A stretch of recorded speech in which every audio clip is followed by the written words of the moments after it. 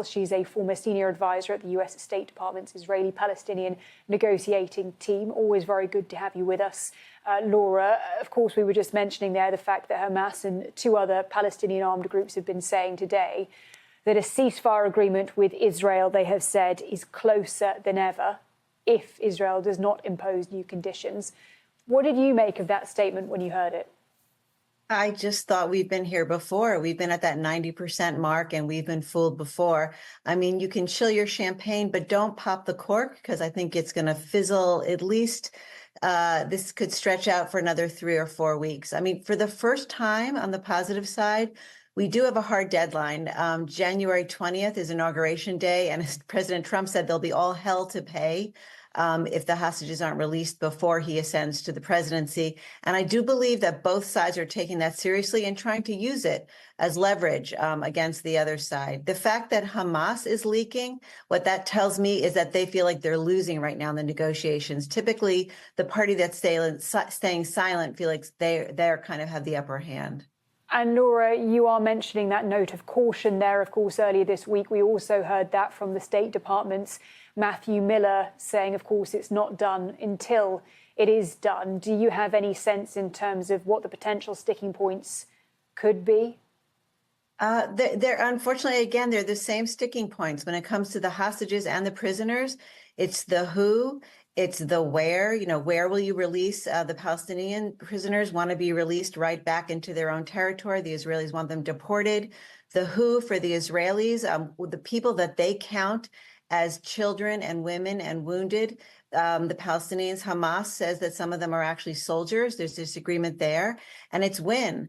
I think both sides are concerned that first 60-day period of the truce, the humanitarian part, that will bleed right into the Trump presidency. And Hamas, for one, is worried that they're going to be on the losing end of that because President Trump will give Israel more operational freedom. And then Israel will just kind of renege on everything they agreed to under President Biden.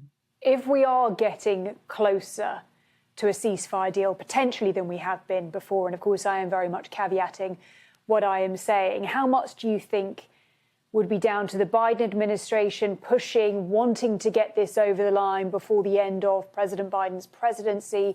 How much do you think could be a factor, domestic pressure that Netanyahu is under, including domestically?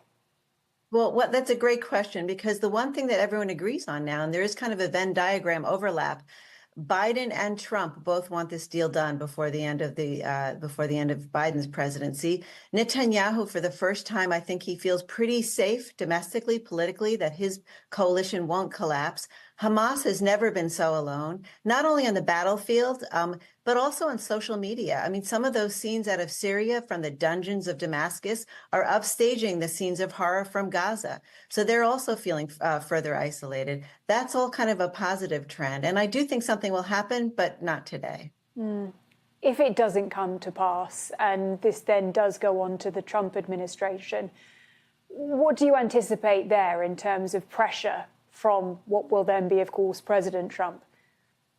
Well, President Trump has been very clear. He said, I want it all to end before I'm president. I want to be the president of peace. He's the guy who likes to make deals. He wants to expand the Abraham Accords. And he said very publicly that he's made it clear to Netanyahu to cut a deal. He said, Netanyahu understands that I want it over. So I think in the next few weeks, you're going to see an increase, an uptick in some of the strikes that Israelis are looking for to kind of settle their scores. I think the Houthis are next. They're kind of the last man standing in that ring of fire. They're the only ones still holding a candle for Iran and Hamas. So you're going to see probably an increase in violence. And the question will be, are they going to go for that kind of showdown blow with Iran before President Trump takes office? Because Trump is eager to make a deal, whether it's a, expansion of the Abraham Accords or a better deal with Iran to shut down their nuclear program. Briefly, if you don't mind, Laura, and I know it's difficult when people ask you about the state of minds of certain leaders, but what do you think Prime Minister Netanyahu actually wants to see in all of this? Look, he was standing on the top of Mount Hermon in Syria. He was king of the hill. On the other hand, the playgrounds of Israel aren't safe because the missiles are falling on them. He wants to see the hostages home. He wants to return his citizens to the north of Israel. And he wants to say that he won. because he always believed that whoever delivers the first blow wins. That's his way to fight. And he absorbed the first blow, and that is surprise attack on October 7th. So what he's looking for is to raise the fist and say, I won. And guess what? That's what President Trump likes, winners. Laura Blumenfeld, a former senior advisor at the US State Department's Israeli-Palestinian negotiating team. Always really good to get your assessment. Thank you for being with us. Thank you.